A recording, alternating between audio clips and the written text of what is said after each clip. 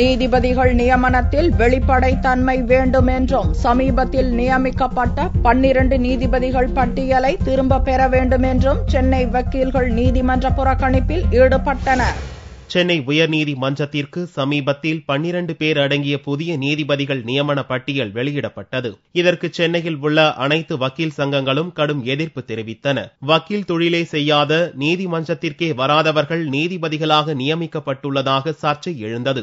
இதையடுத்து புதன்கிழமையன்று சென்னையில் உள்ள வக்கீல்கள் நீதிமன்ற புறக்கணிப்பு போராட்டத்தில் ஈடுபட்டனர். நீதிபதிகள் நியமனத்தில் வெளிப்படைத்தன்மை இருக்க வேண்டும் என்று வலியுறுத்தினர். ஒரு 12 பேர் சிபாரிசு செய்யப்பட்ட நிலையிலே, உயர்நீதிமன்ற நீதிபதிகளாக சிபாரிசு செய்யப்பட்ட நிலையிலே, அந்த 12 நபர்களிலே நீதிமன்றத்துக்கே வராத, வழக்கறிஞர் தொழிலை செய்யாத பலருடைய பெயர் இருப்பதாக அறிந்திருக்கிறோம். இந்த பட்டியலை திரும்ப பெற வேண்டும் என்பதுதான் எங்களுடைய நோக்கம்.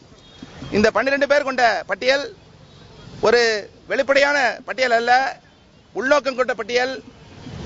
சிபாரிசு சரியாக செய்யப்பட்டதல்ல.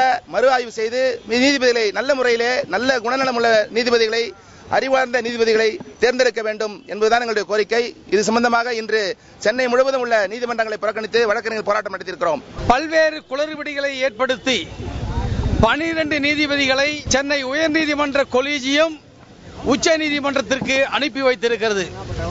அதை எதிர்க்கின்ற வகையிலே இன்றைய தினம் சென்னை முழுவதும் வழக்கறிஞர்கள் சமுதாயம் நீதிமன்றத்தை புறக்கணித்து இன்றைக்கு மாபெரும் தர்ணா போராட்டத்தை வெற்றிகரமாக நாங்கள் நடத்தி இருக்கின்றோம். வெளிப்படையாக இல்லாத காரணத்தினால், அறிவு சார்ந்த நீதிபதிகள் நியமனம் இல்லாத காரணத்தினால் இந்த நீதிபதிகளுடைய நியமனத்தை ஒட்டுமொத்த வழக்கறிஞர் சமுதாயம் நாங்கள் எதிர்க்கின்றோம். உயர்நீதிமன்ற நியமன பட்டியலை உடனடியாக திரும்ப பெற வேண்டும். நீதிபதிகள் நியமனத்தில் பெண்களுக்கு வாய்ப்பளிக்க வேண்டும் என்று பெண் வக்கீல் சங்கத்தினரும் போராட்டத்தில் ஈடுபட்டனர். பெண்களுக்கு சரியான அடிக்வெட் ரெப்ரசன்டேஷன், இடஒதுக்கீடு கொடுக்கப்படாததால் நாங்க பெண்களுக்கு கண்டிப்பாக இடஒதுக்கீடு கொடுக்கணும். அனைத்து வகுப்பு ஆளுகளுக்கும் அந்த ரெப்ரசன்டேஷன் இருக்கணும். மீண்டும் இந்த பட்டியலை பெறாவிட்டால் கண்டிப்பாக மாபெரும் போராட்டம் நடத்தப்படும். மேலும் போராட்டம் நடத்தியவர்களில் சிலர் 12 பேர் கொண்ட நீதிபதிகள் பட்டியலை தீயிட்டு எரித்தனர். உயர்நீதிமன்ற வளாகத்தில் ஊர்வலமாக வந்த வக்கீல்கள் ஒருநாள் நீதிமன்ற புறக்கணிப்பிலும் ஈடுபட்டனர்.